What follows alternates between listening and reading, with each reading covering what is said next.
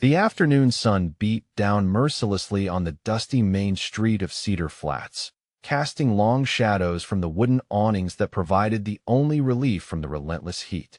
Samuel Morrison sat hunched on the weathered bench outside Harper's General Store, his massive frame folded in on itself like an old accordion.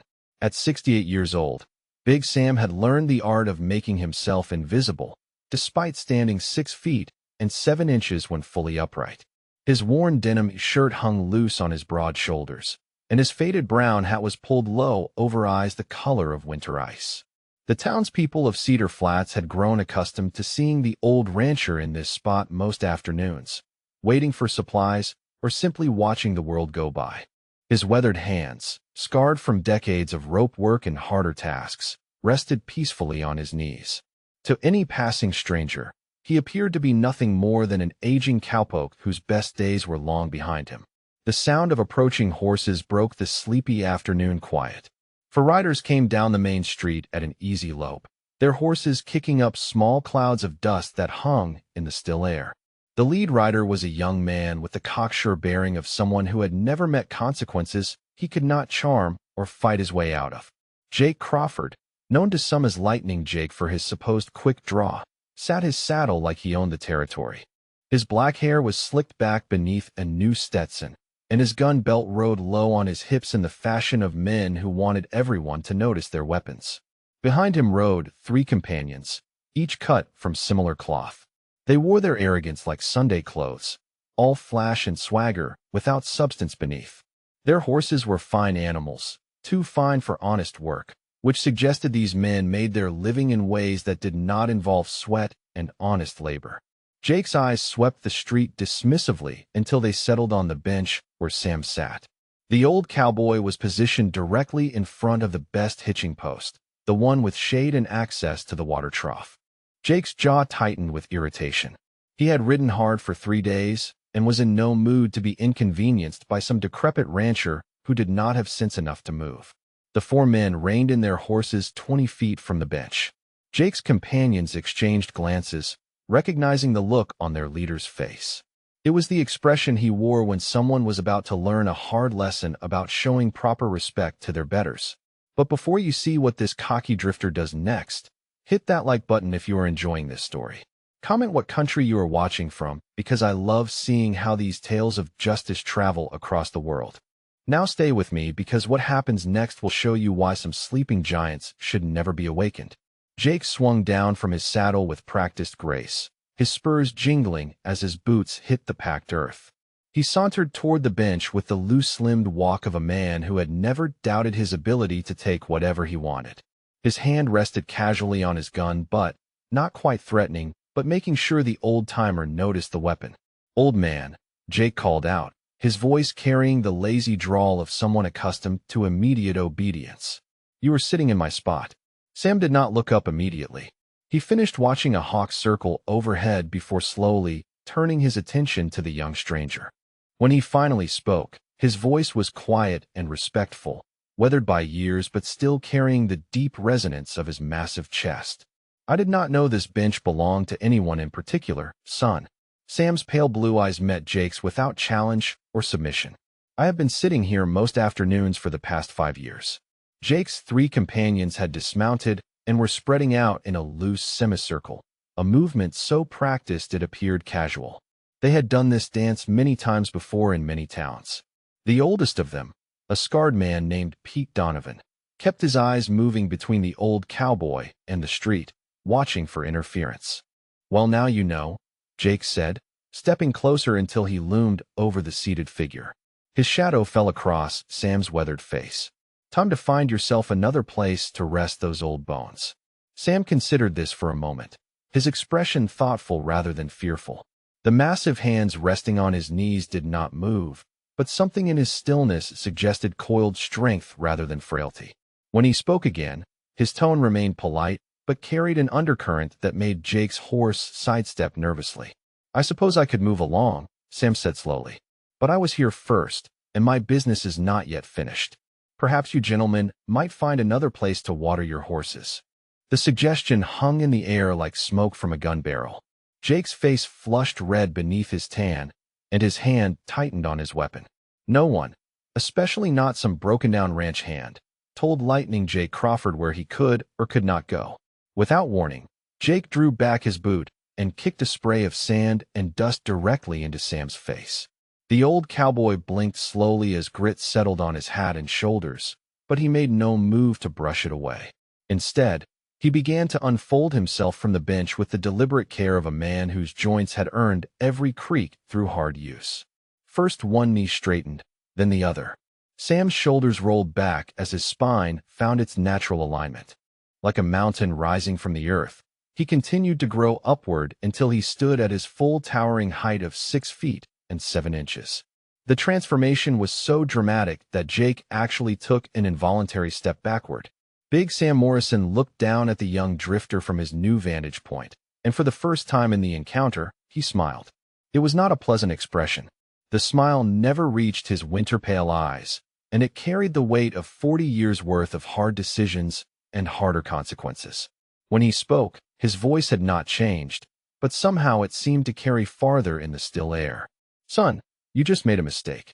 The 3 men behind Jake Crawford burst into laughter at their leader's pronouncement, the sound harsh and grating in the afternoon stillness. Pete Donovan slapped his knee and wheezed out words between chuckles. "Look at this old scarecrow trying to act tough, boys. I seen more fight in a wet newspaper." The youngest of the gang, a rat-faced kid named Billy Morse, circled around to get a better look at the towering figure. "Hell, Jake, you got yourself a genuine giant here. Must have been quite the specimen back when dinosaurs walked the earth." The third member, a stocky Mexican named Carlos Vega, kept his hand near his gun while enjoying the show. His dark eyes held the casual cruelty of a man who had hurt people for money and found he liked the work. "Maybe we should charge folks a nickel to come see the last living relic of the old frontier." Sam Morrison stood perfectly still during their mockery, his massive frame casting a long shadow across the dusty street. His weathered face showed no emotion, but those who knew how to read such signs might have noticed the slight tightening around his pale blue eyes. His scarred hands hung loose at his sides, fingers spread in a deceptively relaxed position. Jake recovered his swagger now that his companions were backing his play. He stepped closer to the giant, tilting his head back to maintain eye contact. "Listen here, old-timer," he said with exaggerated patience, as if speaking to a simple child. "This does not have to get unpleasant.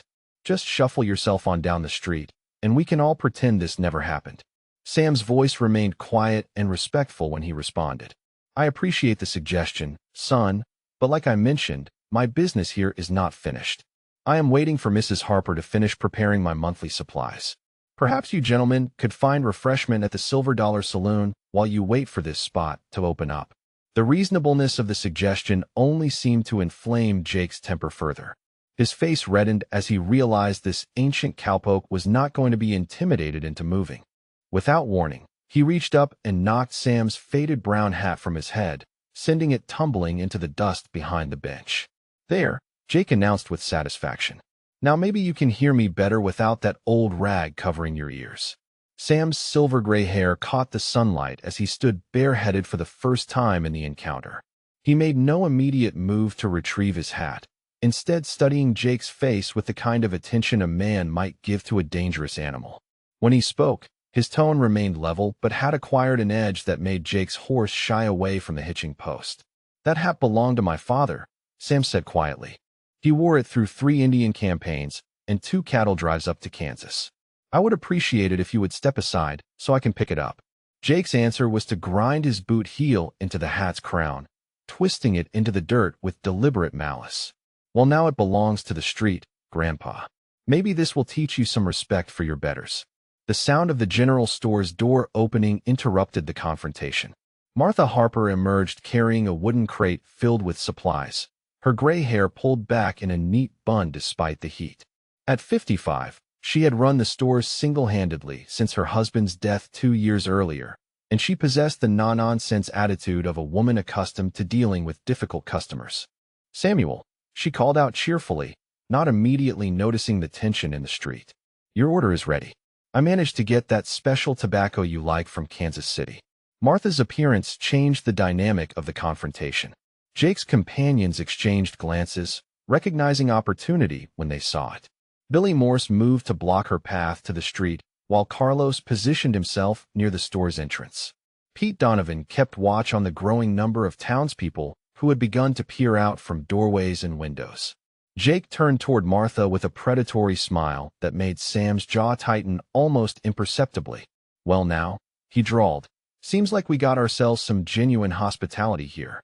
Ma'am, I think you better head back inside until me and the Scarecrow finish our conversation." Martha Harper had dealt with difficult men before, and she was not easily intimidated. She set the crate down on the store's wooden porch and fixed Jake with a steady stare. "Young man," she said firmly, "I do not know who you think you are, but Samuel Morrison is a valued customer and a good friend. I suggest you move along before you cause trouble you cannot handle." Jake's smile widened at the challenge. He stepped toward Martha with the lazy confidence of a cat approaching a cornered mouse. "Is that so, lady? Well, maybe you need to learn some manners about how to address your betters." Without warning, Jake placed his hand on Martha's shoulder and shoved her roughly aside. The older woman stumbled backward, catching herself against the store's wooden railing to avoid falling. The crate of supplies tumbled from the porch, scattering its contents across the dusty ground. That was Jake Crawford's second mistake of the afternoon, though he would not understand the magnitude of his error for several more minutes. Sam Morrison moved with surprising speed for such a large man, reaching Martha's side in 3 long strides. His massive hands steadied her with gentle care, helping her regain her balance. "Are you hurt, Martha?" His voice carried a concern that had been absent when dealing with Jake's provocations. Martha brushed dust from her dress with shaking hands. "I am fine, Samuel, but these men have no business treating folks this way." Sam helped her gather the scattered supplies, his movements careful and deliberate. His pale blue eyes had changed during the brief exchange, acquiring the flat, colorless quality of winter ice. When he straightened to his full height and turned back toward Jake, something fundamental had shifted in his bearing. "Son," Sam said in a voice that had dropped several degrees in temperature, "you just crossed a line you should not have crossed."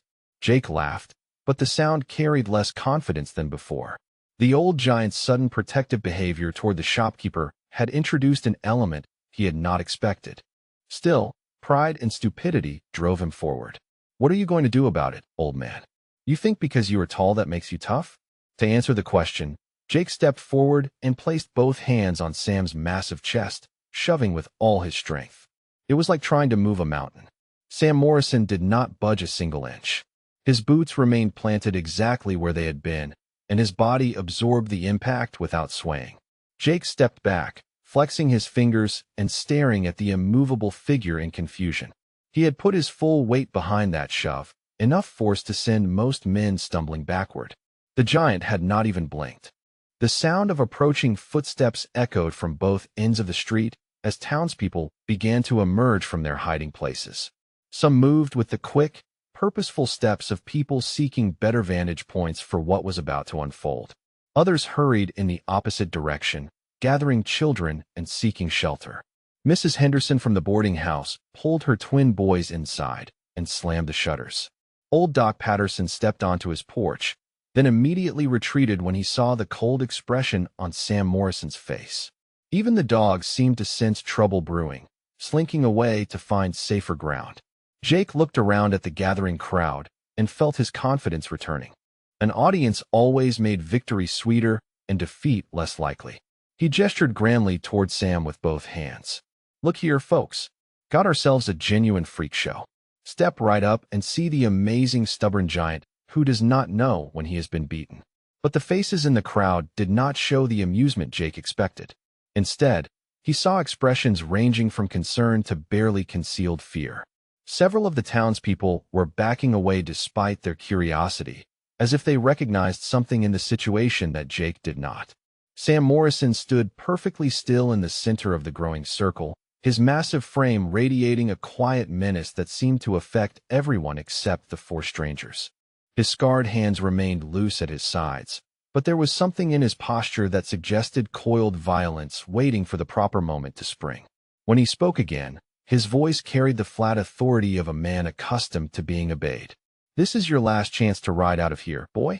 Take your friends and go find another town to bother. This conversation ends now, one way or another. Jake Crawford looked around at the crowd of worried faces and made his final mistake. Instead of recognizing the warning signs that every local resident understood, he let his pride override his survival instincts. "The hell it does, old man," Jake snarled, his hand moving toward his gun. Nobody talks to Lightning Jake Crawford that way and walks away to tell about it. The sound of galloping hooves echoed down Main Street as two riders approached at full speed, dust clouds marking their urgent approach. Deputy Tom Bradley and his partner Deputy Frank Hutchins had heard the commotion from 3 blocks away and were responding to reports of trouble at Harper's General Store. Tom was young for a lawman at 26, but he possessed the sharp eyes and quick mind that Sheriff Coleman valued in his deputies. As the 2 lawmen reined in their horses and dismounted, Tom's gaze swept the scene with practiced efficiency. For strangers with trouble written across their faces, townspeople gathered at a safe distance. Martha Harper looking shaken, and standing in the center of it all was a figure that made Tom's blood run cold with recognition. "Frank," Tom whispered urgently to his partner, grabbing the older man's arm. "Do you see who that is?" Frank Hutchins had been wearing a badge for 15 years and prided himself on knowing every face in 3 counties. He followed Tom's pointing finger to the towering figure, standing motionless beside the general store bench. The deputy's weathered face went pale as understanding dawned. "Sweet Mother of God," Frank breathed, his voice barely audible. "That's Big Sam Morrison." The name hit both deputies like a physical blow. Every lawman west of the Mississippi knew the stories, though many believed them to be exaggerated frontier legends. Samuel Morrison had been a United States Marshal for 22 years before retiring to private life. During his service, he had become something approaching a mythical figure among those who dealt with violent men for a living. Tom remembered the stories his training instructor had told him back in Denver. Sam Morrison was the man who had single-handedly cleaned out Deadwood when the territorial government refused to send adequate support. He was the marshal who had tracked the notorious Crimson Creek Gang across 4 territories and brought them to justice without losing a single innocent life. Most remarkably, he was the lawman who had killed 31 men in the line of duty and never once drew his weapon in anger or revenge. Frank's hand trembled slightly as he approached the group. His 15 years of experience had taught him to recognize different types of dangerous men, and he knew immediately that they were looking at something far beyond the usual frontier troublemaker. Sam Morrison radiated the quiet confidence of a man who had faced death so many times that it held no terror for him. "Mr." Frank called out to Jake Crawford, his voice carrying the authority of his badge, "I need you to step away from the gentleman and explain what is happening here." Jake turned toward the deputies with relief clearly visible on his face. Finally, some proper law enforcement to deal with this stubborn old fool. "Officer, this ancient relic is blocking public property and refusing to move when ordered by his betters. I demand you arrest him for disturbing the peace."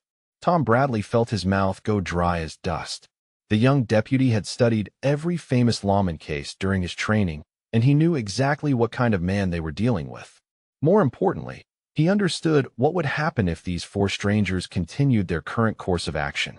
"Mr. Crawford," Tom said carefully, choosing his words with the precision of a man defusing a bomb, "I strongly advise you to mount your horse and ride out of town immediately." Jake's face flushed red with anger at the suggestion. "What the hell is wrong with you people? I am the victim here. This oversized scarecrow is the one causing trouble." Tom exchanged a desperate look with his partner before making a decision that might save 4 lives. "Sir, the man you have been threatening is Samuel Morrison. He served as a United States Marshal for over 2 decades. He is the man who cleared Deadwood of the Dalton brothers and their gang. He tracked down and captured the entire Crimson Creek outfit when they had been terrorizing Colorado for 3 years." The words hung in the air like gunsmoke. Frank picked up where his partner left off, his voice heavy with the weight of hard facts. "Mr. Morrison killed 31 men during his career. Every single death was ruled justified by territorial courts. He retired 15 years ago and has been living peacefully on a cattle ranch outside town." Jake stared at the 2 deputies in disbelief. "You are telling me that this broken-down old cowpoke is supposed to be some kind of legendary gunfighter?" Tom nodded grimly. "Not supposed to be. He is. And if you continue this confrontation, you are going to end up in the ground. The information struck Jake's 3 companions differently than their leader. Pete Donovan had heard whispered stories about Big Sam Morrison in saloons across the territory. Billy Morse's rat face had gone white as he began calculating odds that suddenly looked very unfavorable. Carlos Vega's hand moved away from his gun as if the weapon had become red-hot.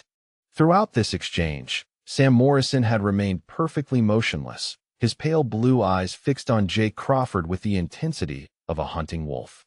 But as the deputies revealed his identity and history, something fundamental changed in his bearing. The hunched shoulders straightened into military posture acquired through decades of wearing a badge. The shuffling gait of an aged rancher was replaced by the precise, controlled movements of a professional fighting man. Most remarkably, his entire presence seemed to expand, filling the street with an almost palpable sense of contained violence. When Sam finally spoke, his voice had dropped to barely above a whisper, but every person within 50 feet heard him clearly. The gentle, respectful tone he had maintained throughout the confrontation was gone, replaced by something that sounded like winter wind across a graveyard. "Deputies," Sam said without taking his eyes off Jake. "I appreciate the introduction, but it was not necessary. I was hoping these gentlemen would choose to ride on without learning who they were dealing with." Frank Hutchins had served in the Territorial Army before becoming a lawman, and he recognized command authority when he heard it. Something in Sam Morrison's voice triggered reflexive military respect. "Mr. Morrison," Frank said formally, "do you require assistance with these men?" Sam's answer was barely audible, but carried the weight of absolute certainty. "No, Deputy. I believe I can handle this situation myself." Jake Crawford found himself in the peculiar position of watching his carefully planned intimidation turn into something resembling a public execution. The townspeople were no longer watching with idle curiosity, but with the horrified fascination of people witnessing an inevitable disaster. Tom Bradley made one final attempt to prevent bloodshed. "Mr. Crawford," he said urgently, "you and your men need to understand what you are facing here." Samuel Morrison did not become a legend by being lucky or by facing weak opponents. He survived 22 years as a marshal because he was faster, smarter, and more ruthless than every man who tried to kill him. There were a lot of those men. The young deputy's voice carried the desperate authority of someone trying to prevent a massacre. "If you continue this confrontation, you will not survive it. This is not a threat or an opinion. It is a statement of fact based on 40 years of documented history." Jake looked around at the circle of faces surrounding him and saw something that chilled him more than any threat could have.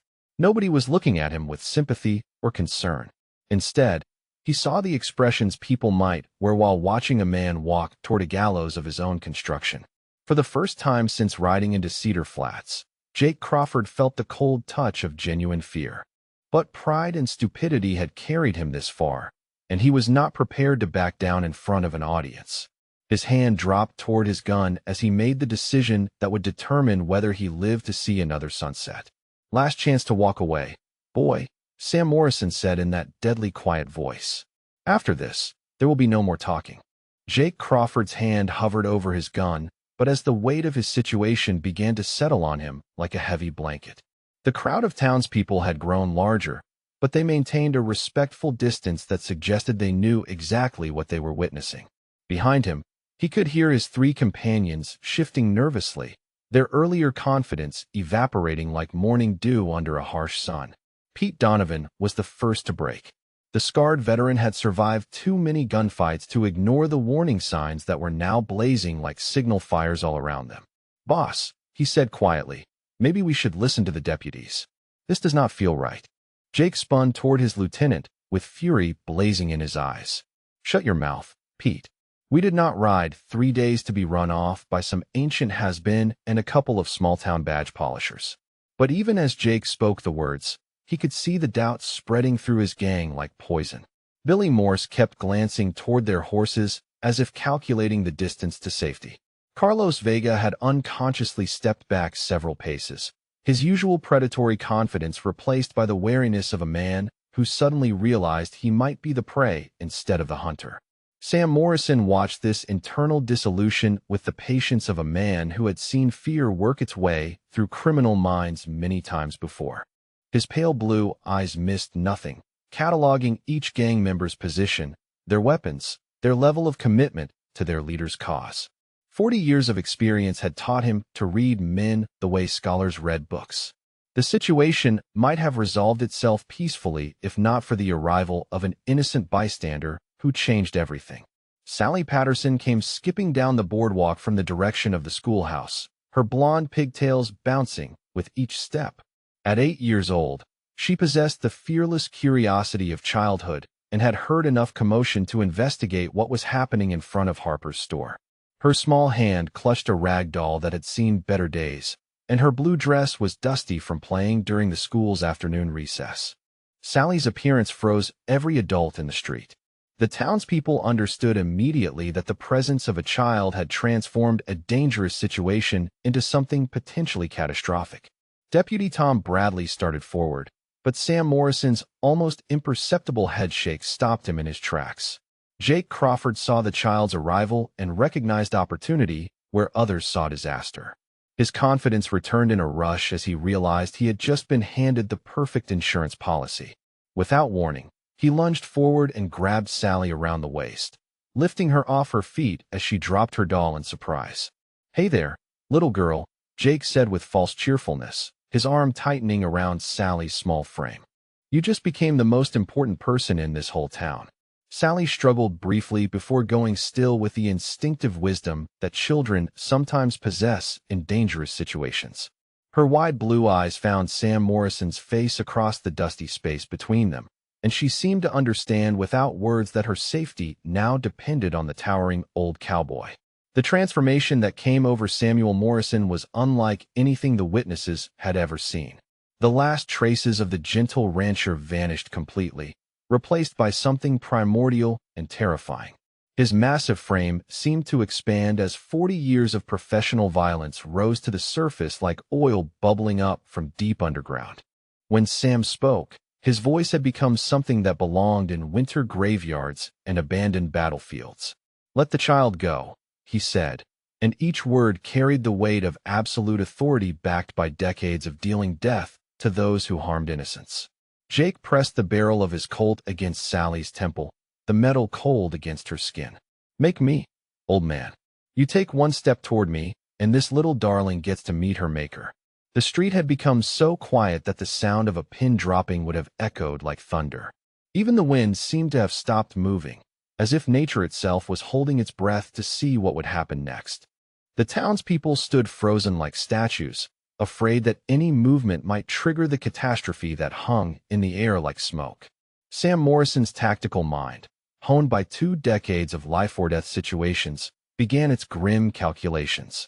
4 armed men spread across a 30-yard area, 1 child in immediate danger, approximately 20 civilians within the potential line of fire, multiple escape routes that needed to be controlled simultaneously. The mathematical precision of violence that had kept him alive through hundreds of confrontations. His scarred hands remained loose at his sides, but 40 years of muscle memory was awakening like a sleeping giant. Every movement Jake Crawford made was being cataloged and analyzed. The angle of his gun arm, the tension in his stance, the telltale signs of a man whose nerves were beginning to fray under pressure. Deputy Tom Bradley started to move forward, but Sam's voice stopped him without the older man even turning around. "Stay back, deputy. This is not your fight anymore." Pete Donovan drew his weapon first, recognizing that the situation had moved beyond talking. The metallic click of his hammer being pulled back seemed unnaturally loud in the stillness. Billy Morse and Carlos Vega followed suit, their guns appearing in their hands with the practiced speed of men accustomed to violence. For weapons now pointed at Sam Morrison from different angles, a crossfire that would have meant certain death for most men. But the legendary marshal had faced worse odds and survived them all. His pale blue eyes never left Jake Crawford's face, even as he tracked the positions of the other 3 gunmen through peripheral vision that had been trained to notice everything. "You see how this works, old-timer," Jake called out, his voice cracking slightly with the strain of maintaining control over a situation that was rapidly spiraling beyond his comprehension. For guns against one. Even legends can die when they are outnumbered and outgunned. Sam's response was barely audible, but carried across the street like distant thunder. You are right about one thing, boy. Legends can die. But not today, and not by your hand. What happened next unfolded with the terrible precision of a clockwork mechanism built for destruction. Time seemed to slow as Sam Morrison's body moved with the fluid efficiency of 4 decades worth of practiced violence. Every motion was economical, purposeful, and devastatingly effective. His right hand swept up and across his body in a movement so smooth it appeared almost casual. The Colt Peacemaker that emerged from the shoulder holster beneath his vest had not seen daylight for 15 years, but it appeared in his grip as if it belonged there. The weapon was perfectly maintained despite its retirement, its blued steel surface showing the careful attention of a man who understood that tools of survival deserved respect. Jake Crawford saw the movement beginning and tried to adjust his aim, but his nerve broke at the critical moment. Instead of firing immediately, he hesitated for perhaps a tenth of a second as his mind processed what his eyes were seeing. That tiny pause was all the opening that Sam Morrison needed. The old marshal's left hand moved with surprising speed for something so large, clamping down on Jake's gun wrist like a mechanical vise. The sound of small bones breaking was clearly audible in the stillness as Jake's grip on his weapon failed completely. His Colt tumbled toward the ground as he screamed in pain and surprise. Sam's third motion was to sweep Sally Patterson against his massive chest with his left arm, shielding her small body with his own bulk as the remaining 3 gang members opened fire simultaneously. The roar of gunshots shattered the afternoon quiet like breaking glass, and smoke began to fill the street as black powder ignited in rapid succession. A bullet from Pete Donovan's gun caught Sam in the left shoulder, spinning him slightly, but not stopping his momentum. Blood began to seep through his shirt, but the legendary marshal's face showed no acknowledgement of pain. Another shot from Carlos Vega went wide, splintering the wooden post beside Harper's store. Sam Morrison's return fire was a masterpiece of professional precision. 3 shots fired in rapid succession, each one placed with the surgical accuracy that had made him a legend among lawmen. Pete Donovan's gun flew from his hand as a bullet shattered his wrist, and he collapsed to his knees clutching the ruined appendage. Billy Morse took a round through his gun's shoulder that sent him sprawling backward into the dust. Carlos Vega's shot caught him center mass, and he folded like a house of cards.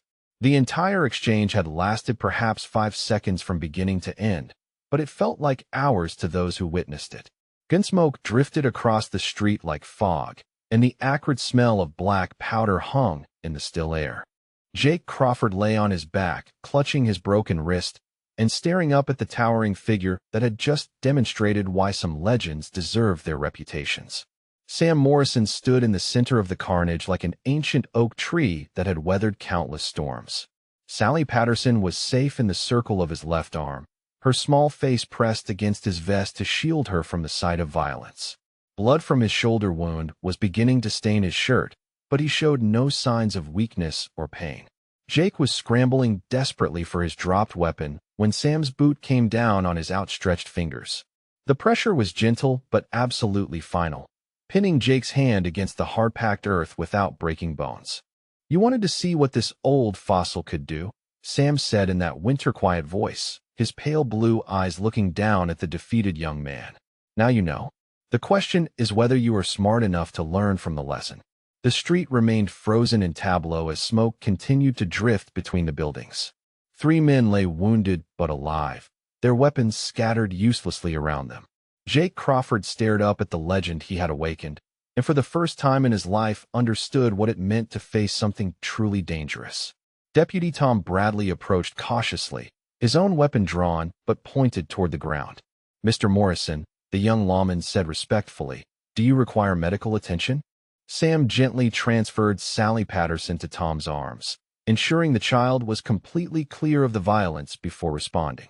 The little girl clung to the deputy's neck, her eyes wide but unharmed. Sam's wound was bleeding steadily but did not appear life-threatening. I will be fine, deputy, Sam replied, his voice already beginning to lose its deadly edge. See that the child gets home safely to her parents. They will want to know she is unharmed. As Tom carried Sally away from the scene, Sam Morrison looked down at Jake Crawford one final time. The broken young man was still pinned beneath Sam's boot, his face white with pain and shock. The swagger and arrogance that had brought him to this moment had been burned away by the harsh reality of consequences. "You have two choices, boy," Sam said quietly. "You can ride out of this territory and never come back, or you can spend the rest of your short life looking over your shoulder. Because if I ever see you threatening innocent people again, next time I will not be so merciful." The legendary marshal stepped back, freeing Jake's crushed fingers. Around them, the townspeople began to emerge from their hiding places, drawn by the sudden silence that had replaced the thunder of gunfire. The afternoon sun continued to beat down on Cedar Flats, but the town would never be quite the same after witnessing what happened when legends walked among ordinary people. The gun smoke drifted slowly across Main Street like morning fog, carrying with it the acrid smell of black powder and the metallic tang of fresh blood. In the sudden stillness that followed the violence, Cedar Flats seemed to hold its collective breath as the reality of what had just transpired began to settle over the town like dust after a tornado. Sam Morrison stood in the center of the carnage, his massive frame silhouetted against the afternoon sun. Blood from his shoulder wound had begun to darken his shirt, creating a spreading stain that served as testament to the price he had paid for protecting innocent life. His pale blue eyes surveyed the scene with the clinical detachment of a man who had witnessed similar aftermath too many times to count. Pete Donovan knelt in the dust, clutching his shattered wrist, his face gray with pain and shock. The scarred veteran who had thought himself experienced in violence now understood the difference between frontier brawling and professional killing. Billy Morse lay on his back staring at the sky, his gun shoulder destroyed by Sam's precise marksmanship. Carlos Vega would never draw another weapon, his body still and peaceful in the way that only the dead can achieve. Jake Crawford remained on the ground where Sam's boot had pinned him, cradling his broken fingers against his chest. The cocky young drifter who had ridden into town expecting easy intimidation now looked like what he had always been beneath the swagger. A frightened boy who had stumbled into consequences far beyond his understanding. Dr. Elias Hayes emerged from his office 2 blocks away, black medical bag in hand, and worry etched across his weathered features. At 62 years old, the town physician had seen plenty of gunshot wounds during his decades of frontier practice, but the precision of Sam Morrison's shooting was unlike anything in his experience. 3 men wounded, 1 dead, all in the space of perhaps 5 seconds. The doctor approached cautiously, his eyes taking in the scene with professional assessment. "Mr. Morrison," he called out respectfully, "you need medical attention for that shoulder wound." Sam turned toward the physician, and Dr. Hayes saw something in those winter-pale eyes that made him understand why Jake Crawford looked so thoroughly broken. There was no satisfaction in Sam's expression, no triumph or pride in his victory. Instead, the doctor saw something that looked remarkably like sorrow. "The wound can wait, doctor," Sam replied quietly. "See to the others first. They need your skills more than I do." Dr. Hayes nodded and moved toward Billy Morse, whose shoulder wound was bleeding heavily but did not appear life-threatening. The young outlaw's face was white with shock, and he flinched when the doctor's hands began examining the damage. As Dr. Hayes worked, he could not help but notice the surgical precision of Sam's shooting. The bullet had passed cleanly through muscle and soft tissue without striking bone or major arteries. Sheriff Robert Coleman arrived at a full gallop, his gray mustache bristling with urgency as he took in the scene. At 55, Coleman had been keeping the peace in Cedar Flats for 8 years, but he had never dealt with anything approaching this level of violence. His eyes found Sam Morrison immediately, and he felt a mixture of relief and concern at seeing the legendary marshal standing among the wounded. "Sam," Coleman said as he dismounted, his voice carrying the respect of one lawman addressing another. "Tom Bradley sent word about the situation. Are you all right?"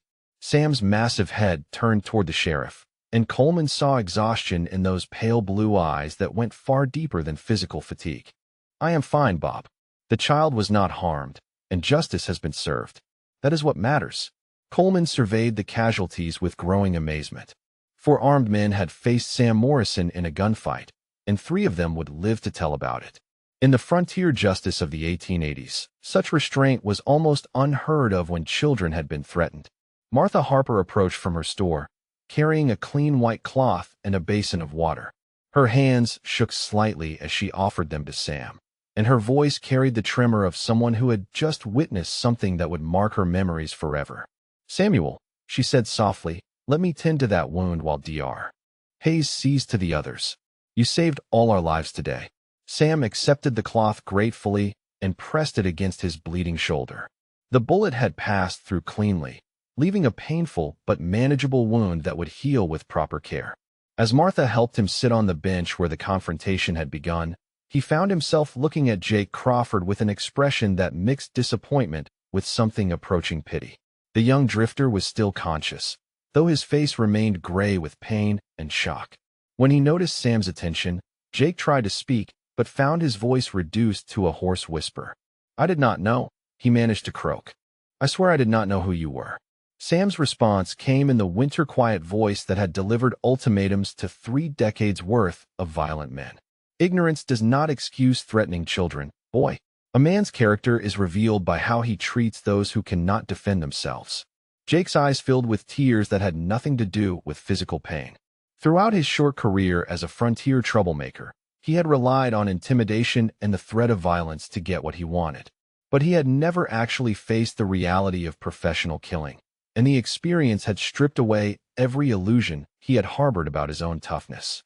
Dr. Hayes finished with Billy Morse and moved on to Pete Donovan, whose wrist would never regain full function despite the physician's skill. The older outlaw bore his pain silently, recognizing that he was fortunate to be alive. In his experience, men like Sam Morrison did not usually leave witnesses to spread stories about their capabilities. As the immediate medical crisis was being addressed, townspeople began emerging from their hiding places with the cautious movements of people who had just witnessed something legendary. Children peered around their parents' legs to catch glimpses of the giant who had protected little Sally Patterson. Shopkeepers stood in their doorways discussing what they had seen in hushed, reverent tones. Tom Bradley returned from delivering Sally to her terrified parents, his young face still pale from the intensity of what he had witnessed. The deputy approached Sam with the careful respect of a student addressing a master, understanding that he had just received an education in professional violence that no training manual could provide. "Mr. Morrison," Tom said quietly, "the Patterson family wants to thank you personally for saving their daughter. They are asking if you would accept their invitation to dinner tomorrow evening." Sam considered this for a long moment, his pale blue eyes distant as he wrestled with thoughts that had nothing to do with social obligations. When he finally spoke, his voice carried the weight of 40 years' worth of hard decisions. "Tell them I appreciate the invitation, deputy, but I am not sure I deserve their gratitude. I promised someone very important to me that I would never again take another human life. Today I broke that promise."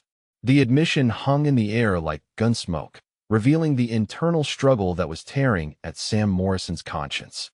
Sheriff Coleman understood immediately what the legendary marshal was experiencing. The burden of righteous violence was something that few men could carry without it changing them in fundamental ways. "Sam," Coleman said gently, "you saved an innocent child's life. Nobody here would question the necessity of what you did." Sam's massive head shook slowly from side to side. "Necessity does not make it easier, Bob. Every man I have killed, even the worst of them, was someone's son, someone's brother, maybe someone's father.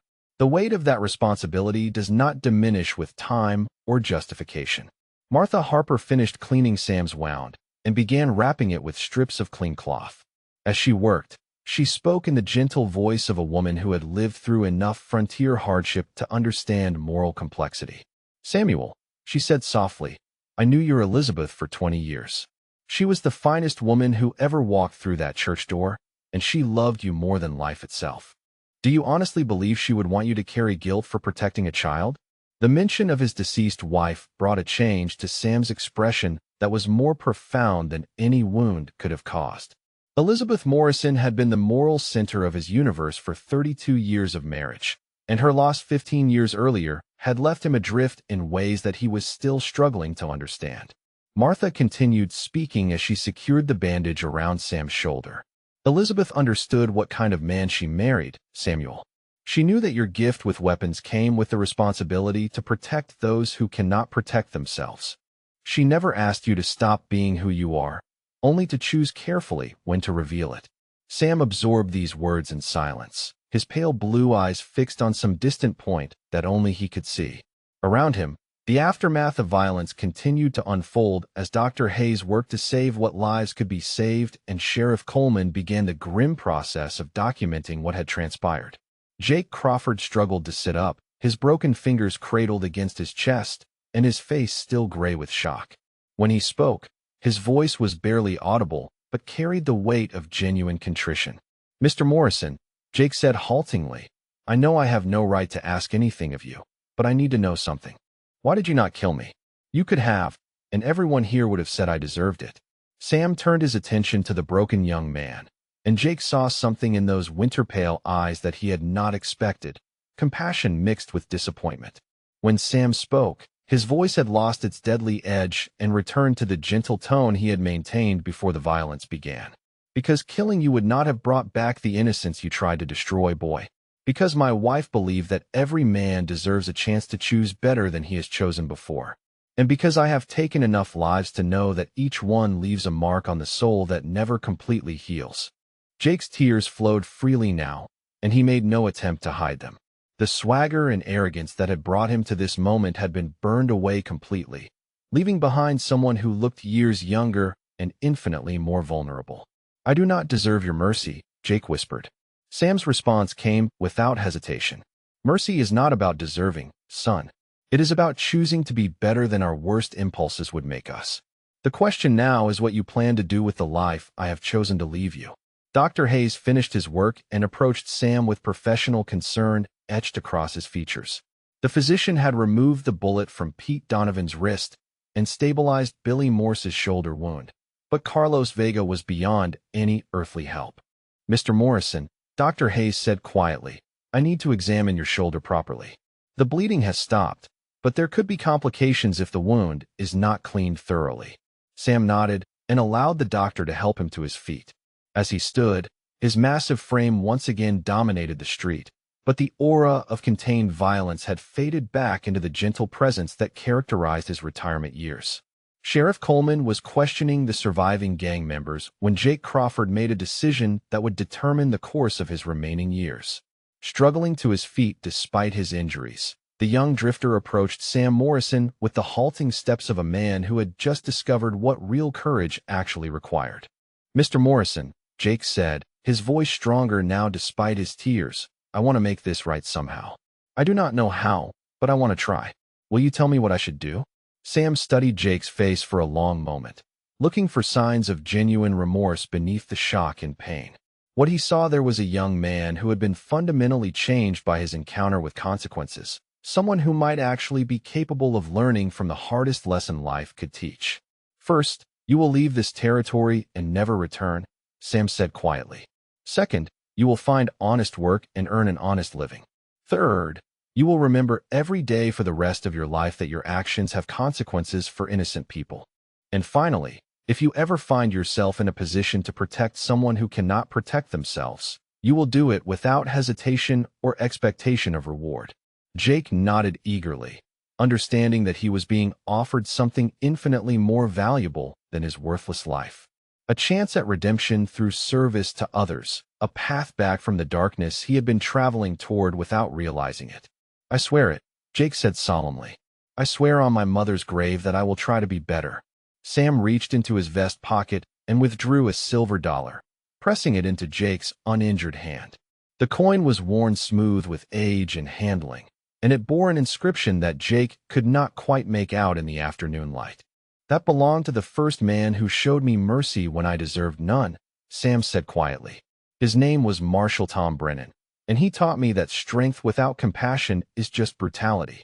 Carry it with you and remember that every day is a choice between becoming better or becoming worse." As the afternoon wore toward evening, the cleanup from the gunfight continued under Sheriff Coleman's supervision.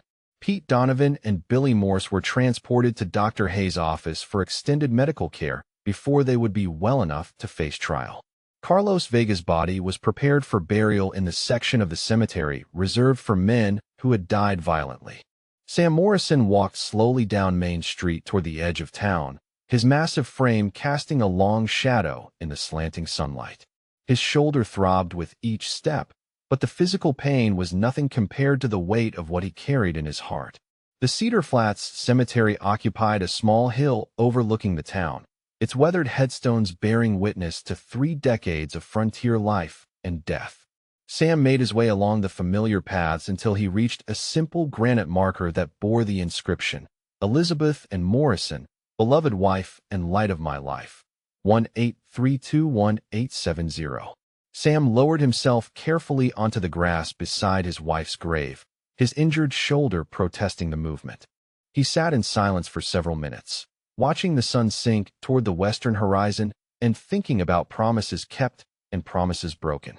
When he finally spoke, his voice carried across the empty cemetery like a confession whispered in an empty church. "I tried to keep my word to you, my darling. For 15 years I tried to be the peaceful man you wanted me to become. But today that was not enough." The wind stirred the grass around the headstone, and Sam imagined he could hear Elizabeth's gentle voice carried on the evening breeze. She had never asked him to stop being the man he was, only to choose carefully when to reveal the steel beneath the gentle exterior. "A child was in danger, Elizabeth," Sam continued, his voice growing stronger with conviction. "A little girl with blonde hair and blue eyes, just like the daughter we never had the chance to raise. I could not let her come to harm, no matter what I had promised." As darkness began to gather around the cemetery, Sam Morrison made peace with his decision. He had taken a life today for the first time in 15 years, but he had also saved an innocent child and shown mercy to men who had not deserved it. Perhaps that balance was the best a man could hope for in a world where violence sometimes remained the only language that evil could understand. When he finally rose to leave, Sam placed his massive hand on Elizabeth's headstone and made a new promise to replace the one he had broken. "I will use this gift responsibly, my love. I will protect those who cannot protect themselves, but I will choose mercy over violence whenever possible. And I will remember always that strength without compassion is just another form of weakness." The moon was rising over Cedar Flats as Sam Morrison walked slowly back toward town, his shadow stretching long across the cemetery grass. Behind him, the simple granite marker caught the silver light, bearing silent witness to a love that death could not diminish and promises that evolved with understanding rather than breaking under the weight of necessity. 1 week after the gunfight that had shattered the afternoon quiet of Cedar Flats, word of what had transpired began to spread across the territory like wildfire. Cowboys carried the story from ranch to ranch during their evening gatherings around campfires. Traveling merchants shared the tale in saloons and trading posts from Colorado to Kansas. The legend of Big Sam Morrison had been dormant for 15 years, but it awakened that day with a vengeance that surprised even those who had witnessed the events firsthand. The story grew in the telling, as stories always do on the frontier. Some versions had Sam facing down 6 men instead of 4. Others claimed he had been shot 3 times instead of once and never flinched. A few particularly creative storytellers insisted that Lightning J. Crawford had actually drawn his weapon and fired first, only to discover that bullets bounced off the legendary Marshall like raindrops off a tin roof. But the core truth remained consistent in every version. Big Sam Morrison had returned from retirement to protect an innocent child, and 4 armed men had learned the hard way why some legends deserved their reputations. Samuel Morrison himself remained largely unaware of his growing mythical status. He had returned to his cattle ranch outside town and was attempting to resume the quiet life of a retired lawman. His shoulder wound was healing cleanly under Dr. Hayes' care, though it would ache during cold weather for the rest of his life. More challenging was the adjustment to being recognized wherever he went. The peaceful anonymity he had enjoyed for 15 years was gone forever. When he rode into town for supplies, conversations stopped, and people stepped aside with a mixture of respect and barely concealed awe. Children pointed at him from behind their mothers' skirts, and grown men who had never feared anything in their lives found themselves unconsciously straightening their posture when the gentle giant passed by. Martha Harper had noticed the change immediately when Sam visited her store 3 days after the confrontation. The easy familiarity they had shared for years had been replaced by something more formal and reverential. Even Martha, who had known him as Elizabeth's grieving widower, now saw him through the lens of what he had accomplished in defense of their community. "Samuel," she had said as she prepared his usual order of supplies, "I want you to know that everyone in town is grateful for what you did. Sally Patterson asks about you every day, and her parents want to name their new baby after you when it arrives in the spring." Sam had accepted the gratitude graciously, but with visible discomfort. He had spent 15 years learning to be Sam Morrison the rancher, and the return of Big Sam Morrison, the legend, felt like putting on clothes that no longer fit properly. The weight of others' expectations was proving more difficult to carry than any physical burden. Sheriff Bob Coleman had approached Sam 2 days later with a proposition that would fundamentally alter the trajectory of his remaining years. The sheriff rode out to the Morrison ranch on a crisp October morning, his breath visible in the cold air as he dismounted near the simple log cabin that Sam had built with his own hands. "Sam," Coleman had said without preamble, "I need to ask you something, and I want you to consider it carefully before you answer." Sam invited the sheriff inside for coffee and listened as Coleman outlined the reality of their situation. Word of the gunfight had indeed spread across the territory, but it had also reached the ears of men who might view Sam's presence as either a challenge to be met or an obstacle to be removed. "There are 3 gangs operating between here and Denver," Coleman explained, his weathered face serious in the lamplight. "The Kowalski brothers out of Leadville, Black Pete Morrison's crew from the mining camps, and those Mexican bandits who have been hitting ranches south of here. None of them are going to take kindly to having Big Sam Morrison back in action." Sam had sipped his coffee thoughtfully before responding. "I am not back in action, Bob. I defended a child and showed mercy to men who did not deserve it. That does not mean I am looking for more fights." Coleman leaned forward in his chair, his expression earnest. "That is exactly my point, Sam. You do not have to go looking for trouble. Trouble is going to come looking for you. When it does, I would rather have you working with me than against me." The sheriff's proposal was simple but profound. Sam would serve as an unofficial deputy, with no badge and no salary, but with the authority to act in defense of the community when necessary. In exchange, Coleman would ensure that Sam's ranch remained undisturbed and that his desire for privacy was respected as much as possible. After 2 days of consideration, Sam Morrison accepted the arrangement. He understood that his quiet retirement had ended the moment he chose to stand up to Jake Crawford's gang. The only question now was whether he would use his reputation constructively or allow events to unfold without his guidance. Deputy Tom Bradley had been the first to benefit from Sam's reluctant return to law enforcement. The young deputy had approached Sam with a request that revealed both courage and wisdom beyond his years. Tom understood that he would never possess the physical gifts that had made Sam Morrison legendary, but he could learn the mental discipline and tactical thinking that separated professional lawmen from mere badge-wearing bullies. "Mr. Morrison," Tom had said during one of their first training sessions, "I have been thinking about what happened with Jake Crawford and his gang. You knew exactly how that fight was going to unfold before it even started, didn't you?" Sam had nodded slowly, recognizing teachable intelligence in the young deputy's question.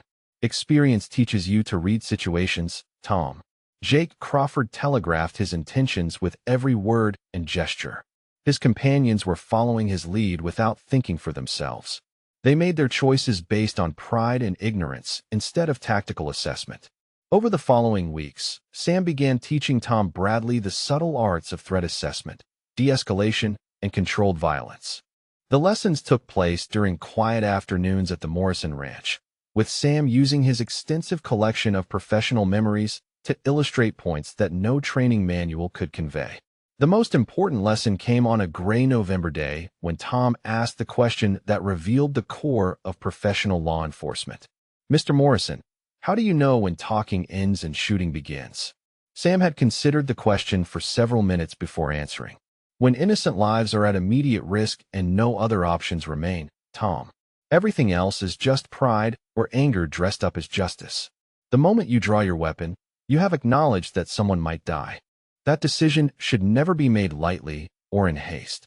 As winter settled over Cedar Flats, the practical effects of Sam Morrison's presence became apparent to everyone in the territory. A gang of cattle rustlers who had been planning to hit ranches around the town quietly moved their operations 50 miles south after hearing who was protecting the area. Three drifters who arrived in town with obvious criminal intentions took one look at the giant sitting outside Harper's General Store and decided to seek easier prey elsewhere. Most telling of all was the complete absence of the casual violence that had plagued Cedar Flats during the previous year. The weekly fistfights outside the Silver Dollar Saloon simply stopped occurring. Drunken cowboys found themselves choosing words more carefully and walking away from confrontations that previously would have escalated into bloodshed. Martha Harper summed up the change during a conversation with Dr. Hayes on a cold December evening. "It is like having a mountain watching over us, Elias. Samuel does not have to do anything except exist, and somehow that is enough to keep the peace." Dr. Hayes had nodded thoughtfully, understanding the psychological dynamics at work. "Fear of consequences is a powerful deterrent, Martha. Every troublemaker who comes through here knows that crossing certain lines will bring them face to face with something they cannot handle." The first major test of this new equilibrium came in early spring when word reached Cedar Flats that Black Pete Morrison's gang was riding toward town. Black Pete, despite sharing Sam's surname, was no relation to the legendary Marshal. He was a violent sociopath who had earned his nickname through a habit of burning buildings with people still inside them. Black Pete's gang numbered 8 men, all of them experienced killers who had been terrorizing mining camps for 3 years. Their approach toward Cedar Flats was noted by ranch hands and reported to Sheriff Coleman 24 hours before their expected arrival. Coleman rode out to the Morrison Ranch immediately, finding Sam repairing a section of fence damaged by winter storms. The sheriff's face was grim as he delivered the news that everyone had been expecting since the previous autumn. "Sam," he said without preamble, "Black Pete Morrison is coming. 8 men, all of them killers. They will be here tomorrow." Sam straightened from his fence work and considered this information with the calm that had characterized his response to every crisis for 40 years. "Have you sent word to the territorial marshal's office?" Coleman nodded. "Message went out this morning, but help will not arrive for at least 3 days. We are on our own until then." Sam Morrison made a decision that would define the remainder of his life. Instead of meeting violence with violence, he chose to use his reputation as a weapon more powerful than any gun. That afternoon, he rode into Cedar Flats and positioned himself on the bench outside Harper's General Store, exactly where he had been sitting when Jake Crawford made his fatal mistake. Word spread quickly that Big Sam Morrison was waiting for Black Pete's gang in the very spot where legend had been born 6 months earlier.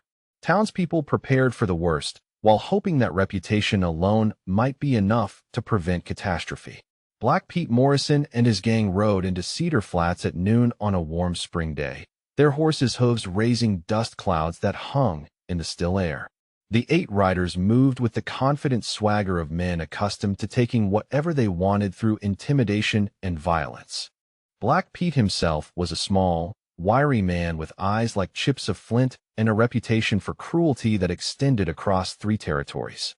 The gang reined in their horses in the middle of Main Street and surveyed the town with the calculating gaze of predators evaluating prey. Black Pete's attention fixed immediately on the massive figure sitting quietly on the bench outside the general store, and his face darkened with recognition and something approaching respect. Well, Black Pete called out, his voice carrying the lazy confidence of a man who had never met consequences he could not shoot his way out of. "If it is not the famous Big Sam Morrison, come out of retirement to play lawman again." Sam remained seated, his massive frame relaxed but alert, his pale blue eyes fixed on Black Pete with the steady attention of a wolf watching potential prey. When he spoke, his voice carried clearly across the dusty street. "Pete," Sam said quietly, "you and your men are not welcome here. Turn around and ride back the way you came, and no one has to die today." Black Pete's laugh was harsh and grating, like metal scraping against stone. "The hell we will, old man. I have been hearing stories about you for 6 months, and I am curious to see if the legend matches the reality." Sam stood slowly, unfolding his massive frame with the deliberate care of a man whose every movement carried weight and significance. As he rose to his full 6 feet and 7 inches, something fundamental changed in the atmosphere of Main Street. The casual confidence that had characterized Black Pete's approach began to waver as the gang leader found himself looking up at someone who dominated the space around him through sheer physical presence. "I killed 53 men during my career as a marshal, Pete," Sam said in that winter-quiet voice that carried across the street like distant thunder. Every single one of them thought they were faster or smarter or meaner than Big Sam Morrison. Every single one of them was wrong. The psychological warfare was brutal and effective. Black Pete had built his reputation on intimidating people who had never faced professional violence. But Sam Morrison radiated the calm certainty of a man who had survived 4 decades of life-and-death confrontations, and that certainty was infectious. One by one, Black Pete's gang members began to show signs of doubt. Hands that had been resting confidently on gun butts moved away from weapons. Eyes that had been focused on potential targets began darting toward escape routes. The pack mentality that had sustained them through years of successful intimidation started to crumble under the weight of facing someone truly dangerous. The moment of truth came when Black Pete reached for his gun, only to discover that his hand was trembling.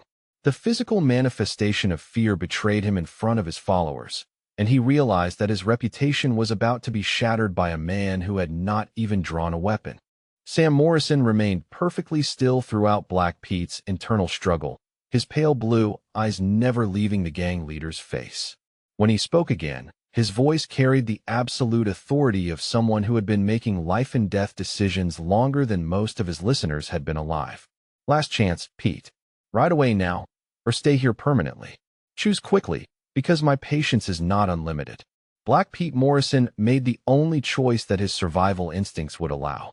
Without another word, he turned his horse and rode out of Cedar Flats at a full gallop, his gang following in disorganized retreat. The entire confrontation had lasted perhaps 10 minutes, and not a single shot had been fired. As the dust settled from the gang's hasty departure, Sam Morrison returned to his bench with the quiet satisfaction of a job well done. Sheriff Coleman approached with amazement written across his weathered features. "Sam," Coleman said in wondering tones, "I have never seen anything like that. You faced down 8 killers without drawing your weapon." Sam's response revealed the wisdom that had sustained him through 40 years of frontier justice. "Sometimes reputation is a better weapon than any gun, Bob. Fear of consequences can be more effective than consequences themselves." 6 months later, Sally Patterson celebrated her 9th birthday with a party that included most of Cedar Flats. The blonde-haired girl who had been threatened by Jake Crawford's gang now moved through town with the fearless confidence of a child who knew she was protected by something stronger than any danger she might face. Sally's gift to Sam Morrison was a drawing she had made in school, depicting a giant figure standing guard over a small town. The artwork was crude but heartfelt, showing Sam's massive frame surrounded by tiny houses and even tinier people. At the bottom of the page, Sally had written in careful letters, "Thank you for keeping us safe." Sam accepted the drawing with the gentle care of a man handling something infinitely precious.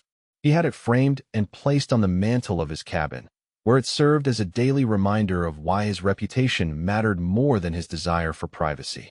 1 year after the confrontation with Jake Crawford, Cedar Flats had become known throughout the territory as the safest town between Denver and Kansas City. Troublemakers routinely added 50 miles to their travel routes to avoid the community that Big Sam Morrison called home. The economic benefits were substantial, as merchants and settlers chose Cedar Flats over other locations specifically because of its reputation for peace and order. Sam Morrison aged gracefully during this period, his silver hair growing longer and his weathered face acquiring new lines around his pale blue eyes. But the essential strength that had made him legendary remained undiminished. At 70 years old, he could still silence a rowdy saloon simply by walking through the door.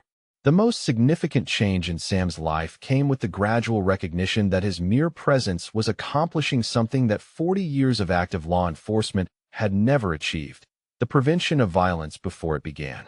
Young men who might have chosen criminal paths found honest work instead when they understood that Big Sam Morrison was watching. Disputes that might have escalated to bloodshed were resolved through negotiation when both parties knew that the legendary marshal would hold them accountable for their actions. Deputy Tom Bradley, now approaching 30 and seasoned by years of learning from the best teacher available, had become a formidable lawman in his own right. The lessons Sam had taught him about reading situations and choosing appropriate responses had transformed the young deputy into someone capable of maintaining peace through competence rather than fear. During one of their regular training sessions, Tom asked a question that revealed how much he had learned about the psychology of frontier justice. "Mr. Morrison, do you think Cedar Flats would be as peaceful if people knew you were here but had never seen what you could do?" Sam considered the question carefully before responding. "Reputation without demonstration is just rumor, Tom. People needed to see that the stories were true before they would modify their behavior accordingly. But once that demonstration was made, the reputation became self-sustaining." As autumn approached Sam's second year as unofficial protector of Cedar Flats, a new test arrived in the form of 3 young drifters who had not yet heard the stories about Big Sam Morrison. They rode into town on a warm September afternoon with the cocky confidence of men who believed their weapons made them invincible. The leader was a kid who could not have been more than 19, with the kind of swagger that comes from never having faced real consequences. His 2 companions appeared to be cut from similar cloth, all flash and no substance beneath the carefully cultivated menace. Sam was sitting in his usual spot outside Harper's General Store when the 3 strangers reined in their horses 20 feet away. The young leader looked around Main Street with dismissive arrogance before fixing his attention on the massive figure sitting quietly on the bench. "Old man," the kid called out in a voice pitched to carry maximum insult, "you are sitting in my spot. Time to find somewhere else to rest those ancient bones." The scene was playing out exactly as it had 18 months earlier, but with one crucial difference. This time, Sam Morrison did not need to prove anything to anyone. Instead, he simply stood to his full height and fixed the young troublemaker with a stare that had been perfected through 4 decades of professional intimidation. The effect was immediate and absolute. The kid's face went white as he found himself looking up at someone whose presence filled the street like approaching thunder. His 2 companions exchanged glances and began backing their horses away from the confrontation without conscious thought. When Sam spoke, his voice carried the quiet authority of someone accustomed to being obeyed without question. "Son, you have 2 choices. You can apologize for your disrespect and ride out of town immediately, or you can learn why every smart troublemaker between here and Denver chooses to go around Cedar Flats instead of through it." The young drifter's hand started toward his gun before stopping, as if paralyzed. Something in Sam Morrison's pale blue eyes convinced him that drawing a weapon would be the last mistake he ever made. The swagger and arrogance that had brought him to this moment evaporated like morning mist under a harsh sun. "I apologize, sir," the kid stammered, his voice cracking with sudden fear. "We were just passing through. We do not want any trouble." Sam nodded slowly, accepting the apology with the grace of someone who understood that mercy was often more powerful than violence. "See that you remember this lesson, boy. The next man you try to intimidate might not be as forgiving as I am choosing to be today." The 3 drifters left Cedar Flats at a gallop, their hasty retreat watched by townspeople who had grown accustomed to seeing Big Sam Morrison resolve conflicts without drawing his weapon. The incident would be discussed in saloons and around campfires for years to come, adding another chapter to a legend that continued to grow with each peaceful resolution. As the sun set over Cedar Flats that evening, Sam Morrison returned to his ranch with the quiet satisfaction of a man who had found his true purpose in life. The violence that had defined his early years as a marshal had given way to something more subtle but equally effective: the prevention of conflict through reputation and presence. That night, as he sat on his cabin porch watching stars appear in the darkening sky, Sam reflected on the strange path that had brought him from active lawman to living legend to guardian spirit of a small frontier town. Elizabeth would have been proud, he thought, of the man he had become in the years since her death. The promise he had made at her graveside was being kept in ways he had never imagined. He was protecting those who could not protect themselves, but he was doing it through the projection of strength rather than its application. Violence avoided had indeed become a greater victory than violence won.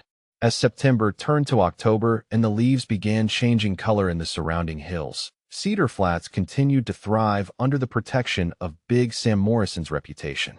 Children played safely in the streets. Merchants conducted business without fear of robbery, and cowboys settled their disputes with words instead of weapons. Sam Morrison had become something unique in the American frontier, a legend who was more powerful in retirement than he had ever been in active service. The mere knowledge that he was present was enough to maintain peace and order across an entire territory, proving that sometimes the most effective weapon was one that never needed to be drawn. If this story of how true strength protects the innocent touched your heart, please like this video and subscribe for more tales of frontier justice and heroism.